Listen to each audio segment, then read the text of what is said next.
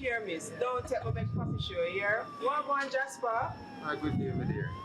That's what about it. My son caught and crashed and dead 2 weeks ago.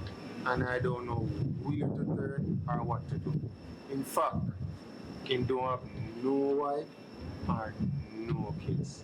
I don't know what to do. Sorry for your Jasper. But go down to the Administrator General's department. They will help you with funeral expense advance so you can bury him. I mean, no, him have a little money put aside. Yes. But guess what? You have to get yourself a lawyer because they only deal with matters involving children under the age of 18. And Carlton never have none. They not deal with that part then, none at all? No, you have to get yourself a lawyer. But don't worry yourself. Just get your things them together and go down there. And they will help. Yes, they will help. Thank you very much, my dear. All right, Ambassador, my God. You go on.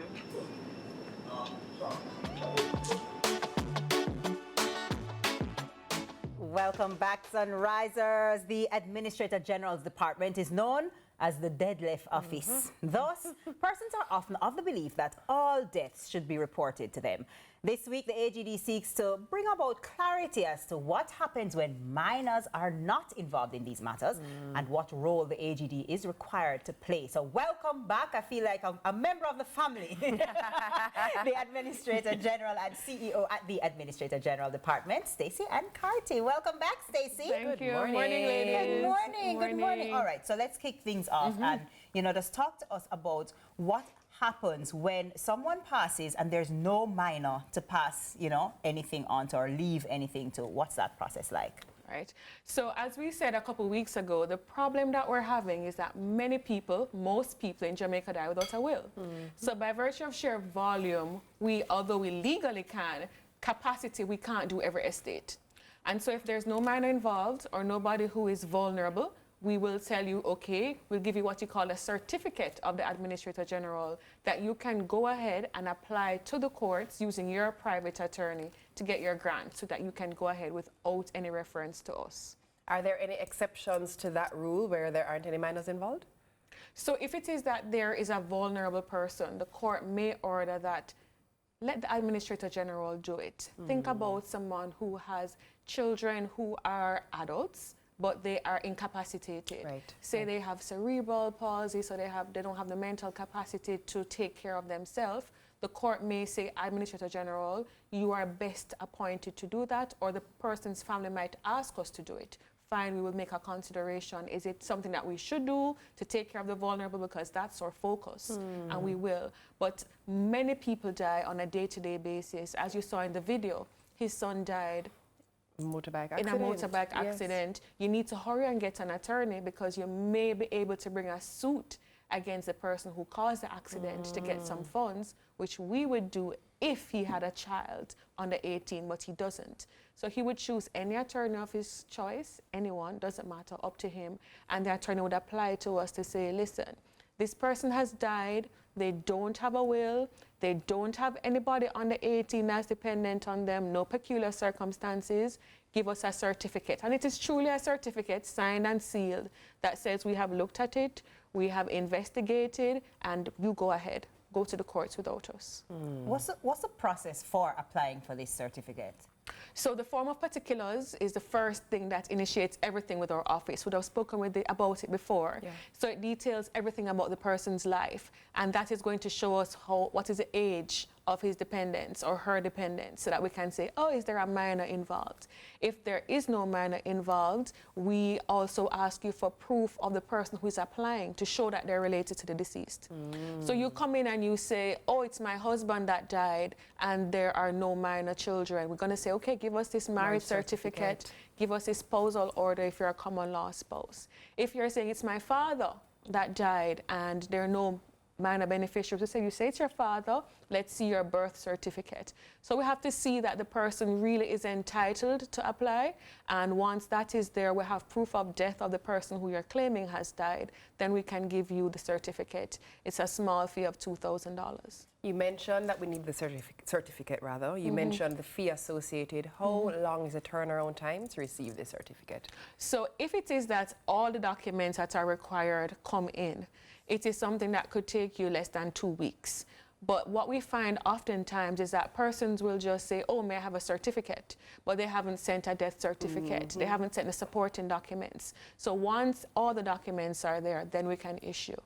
Stacie, somebody watching this and say, listen, I don't really understand how this thing go and the whole heap of paper and whatever, you know. Why should I have this certificate? What it actually do? What it going to give me? What is the benefit of this certificate? What would you say to that person?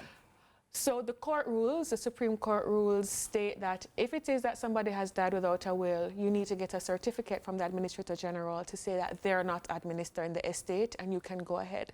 So once you have that, you'd have complied with what the Supreme Court requires, and then you go directly to the Supreme Court, as I said, without any further reference to us. You know, I'm going to state the obvious, which kind of makes things operate a bit more seamlessly, perhaps, for your office. This is the one inevitable once your eyes open, right? Death is the one inevitable. Absolutely. We really need to get our affairs in order, don't we? We do, and I'm glad you spoke about it. Estate planning is something that everybody should have a discussion about. Yeah. It's healthy to have this kind of discussion. It's necessary. We talk about when we win the lotto, all these things may never happen, but for sure, if or when, it's not if, it's when and how.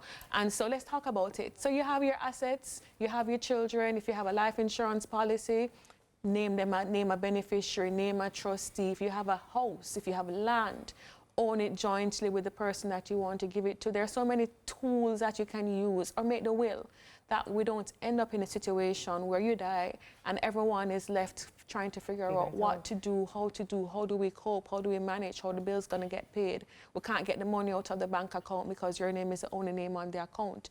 Those are things that we need to discuss now, to lessen the load at our office, of course, but most importantly, to take care of your loved ones. Right. Look at it less about calling down death on yourself, because that's what people will say. I'm not calling down death on myself. If I plan it will happen, type of thing. I will let you know, I actually did my first will at 17, which by law was not valid because you need to be 18. I was going to say, wait up now, hold on. And look at me now.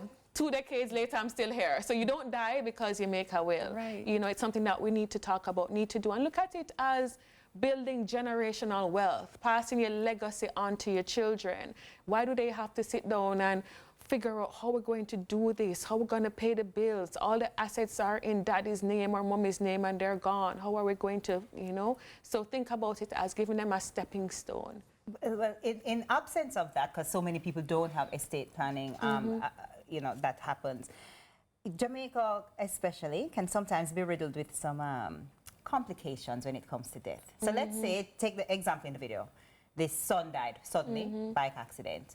You have divorced parents, for example, who are contentious, or siblings who don't get along. And both of them want to apply for this certificate, or both of them think, you know, they should run and do it quickly so that the other person doesn't get to do it, you know.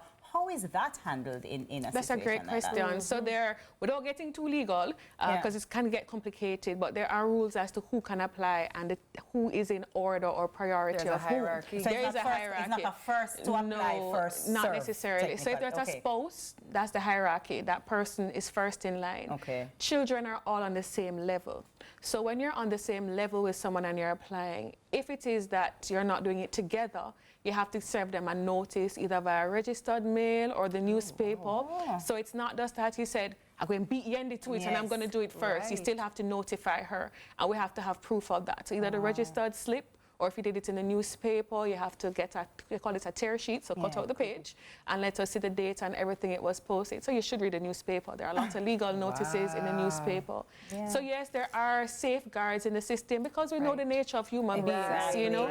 There's nothing new about deadlift, and there's nothing new about human behavior and fighting over assets and greed. So, but what may be new is a seamless way in which we can get these things solved thanks to the work of the AGD. Correct. Love that. Love that. I like that we're shedding so much light on this matter, because it's riddled in so much confusion sometimes, because you don't think about it until you're in the situation. Correct. And in the situation is when you shouldn't be thinking, because you're grieving, you're contemplating, you have to pack, you have to, you know, all sorts of things. So which is what I think I like the most about this segment. I love that it is planning and getting things in place for the one inevitable. Exactly, exactly. Yeah. So thanks so much, Stacie. And thanks for having us. See you morning. I'm a officially an As an employee. honorary member, yes. Our guest has been Stacie-Ann Carty, Administrator General and CEO at the Administrator General Department. So listen, there's more Sunrise after this break, and don't go anywhere. Not aware. Not going away. We'll Not be back. aware. Not a place.